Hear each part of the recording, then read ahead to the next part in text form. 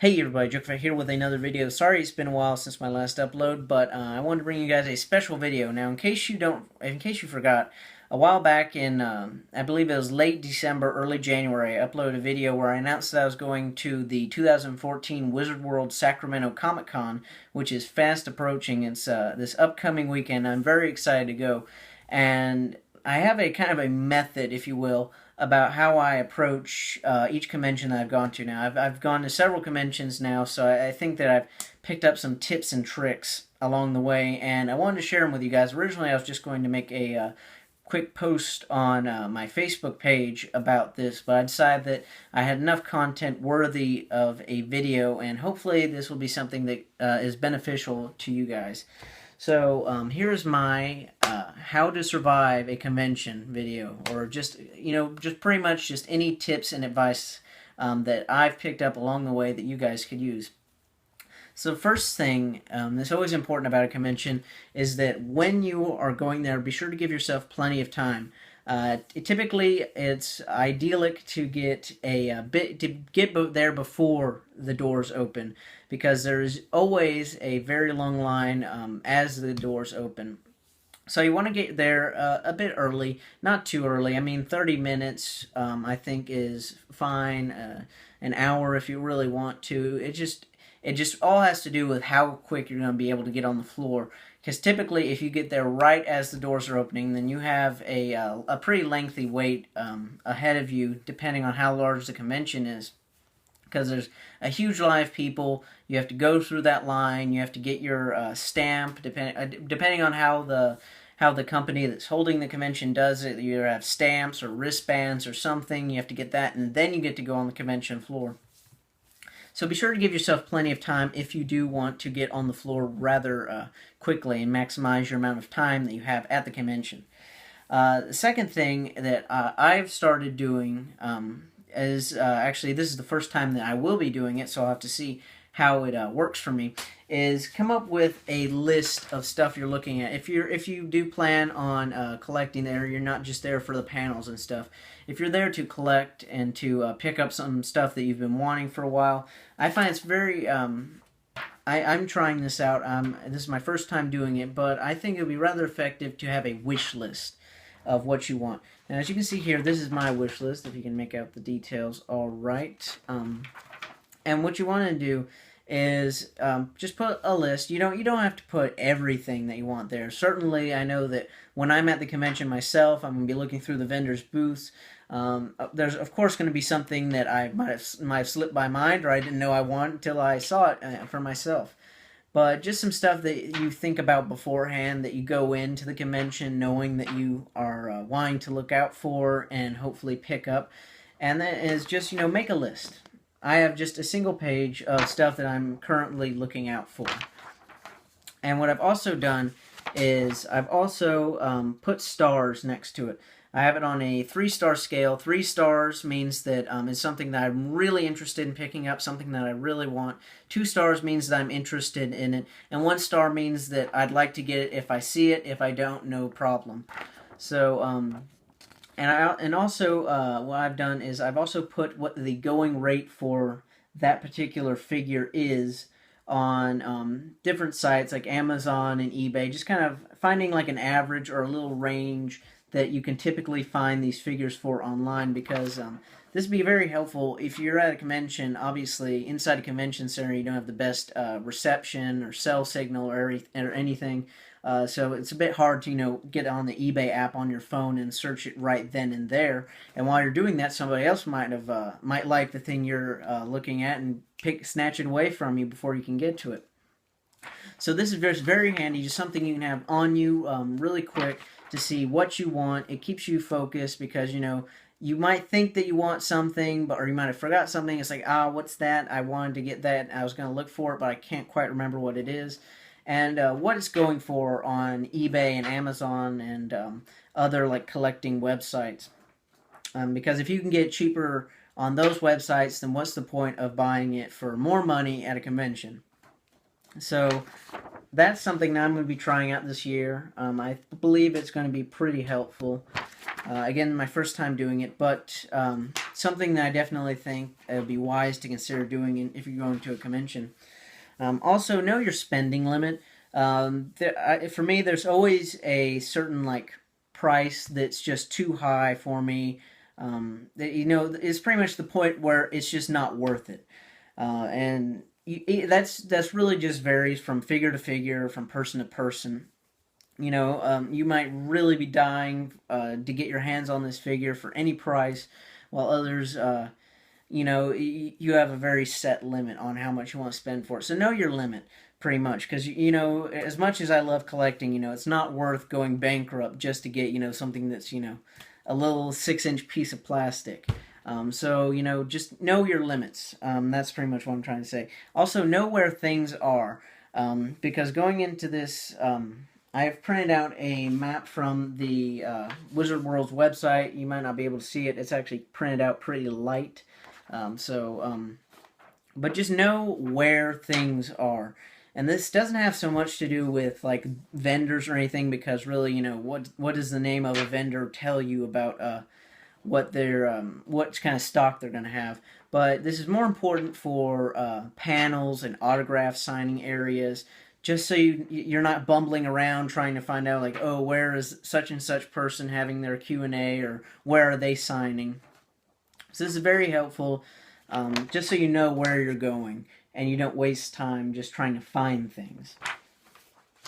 Also, know what you want to do and when you want to do it.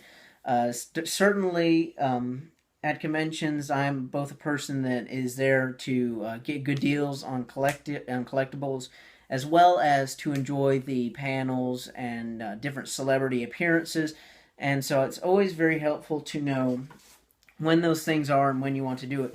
Now here I've printed out a list of all the different panels and programming that's going to be available at the convention. Now, the conventions usually most conventions usually give you something like this in a more official form at the convention itself. But I like to have it ahead of time so I know that what I'm going to be planning on doing. And also you see here that I've written down when the conventions start and when they end, or what times. So you don't want to, obviously you don't want to be wandering around after hours and not have enough time to do what you want to do. So I've gone through this packet. This is 3 pages long, because obviously they have a lot of programming at these conventions.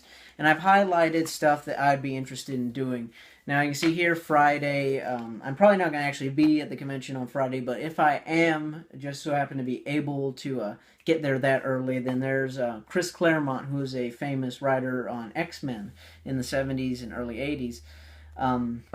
He's having his panel at 5. So that's something I'd like to do. Flip it over. On Saturday, there's a panel with Michael Rosenbaum, who, if you don't know, he was the voice of the Flash on Justice League, the animated series, and Lex Luthor in Smallville.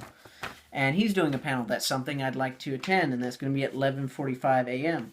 So just be sure to know when these panels are, so you don't get caught, and so you don't forget when they are. You're not just trying to guess when they are or anything like that. And also be sure to give yourself plenty of time to get in line for the panels. As if you're familiar with conventions, you know that there's a lot of waiting involved if you want to do panels, and it depends on the notoriety of the celebrity, really. Like Michael Rosenbaum, pretty reasonably recognizable TV actor, but not probably not going to be a huge line. Maybe I'll probably show up 45 minutes early, 11, to get in line for that, so I can have some decent seats. So that's for that actor. Now, also at the convention, there's going to be Chris Hemsworth, Thor from the Avengers, and he is a hugely popular current film star. So his line is probably going to be crazy. So I expect that I'll probably have to get in line for Chris Hemsworth at least 2 hours before the panel itself starts.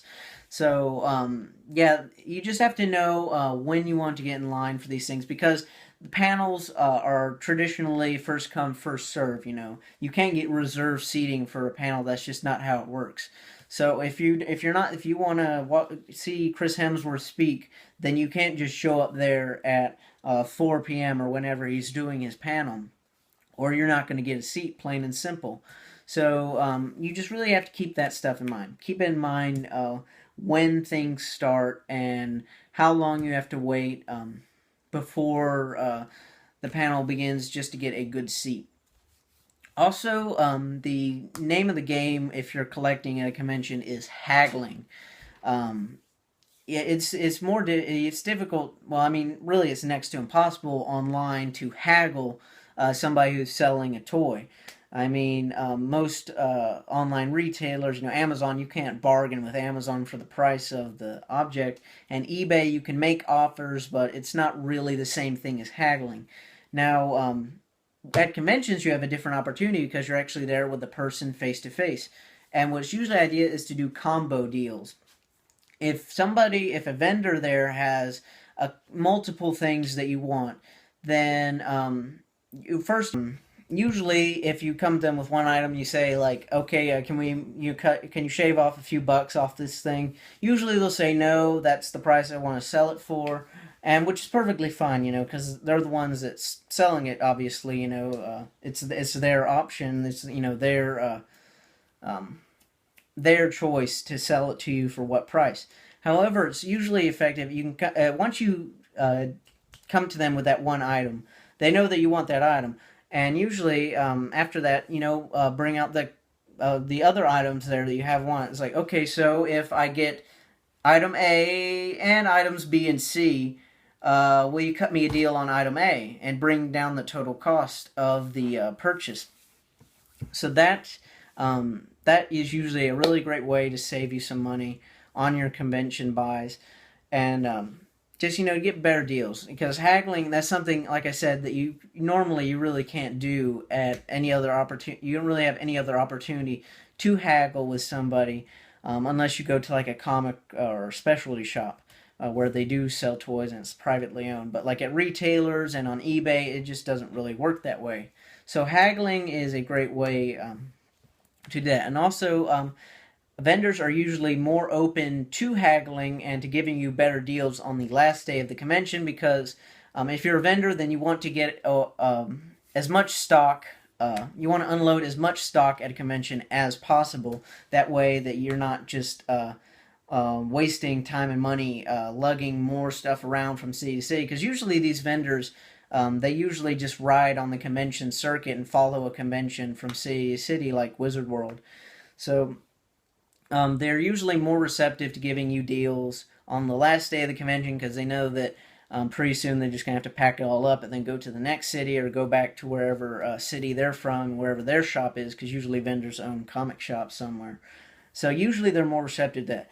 That being said, though, they'll have the best stock on the first day of the convention. And usually, I know Wizard World does this, but they usually open their conventions on Fridays in the afternoon to the evening. And that's kind of like a preview night, if you will. It's not really a full-fledged convention day, because usually there aren't really that any celebrities signing or any writers signing. There might be a few panels, but traditionally there's none of that. It's really just for this vendors selling stuff. That's the main thing. So they'll have the best stock on that first day of the convention. And obviously things are just going to go like that the next several days. So if there's an item, you really just have to judge depending on how much you want the item and how much you can haggle the person down for on that given day. If it's something that you just kind of want, then just hold off on it. If you see something on the first day of the convention that you want but you're not desperate to have, then hold off on it. See if it's still there on the last day of the convention, and then approach the vendor with an offer on that particular item and something else. Just haggle with them. So that's pretty much, that wraps it up, guys. That's my tips and tricks for how to survive a convention. I hope these things have been useful to you. Again, I'm not normally a meticulous planner, but when it comes to conventions, I like to be prepared and get the most out of my convention experience. So I hope these things have been helpful to you in your buying, in your collecting, and in preparing for conventions and the celebrity panels and Q&As. and just pretty much, just how to maximize your experience at a convention and make it as fun as it can be and as cost effective as it can be and time effective as well. So thank you guys for watching as always. Once the convention is over, I will upload my footage. I'll try to record some panels as always, and as well as do a haul video and planning to do a very special crossover video with a fellow Star Wars YouTuber. So you can keep your eyes open for that, and it should be a really fun experience. I'm definitely looking forward to it. I have not been to a convention in quite some time now, over a year since my last con, so this is for me as well as you guys, just kind of getting myself back into convention shape, you know what I mean, and just maximizing my experience, getting the skills sharp and getting those deals. So thank you guys for watching as always. I hope this has been helpful to you, and until next time, this is JokerFett signing out. Bye.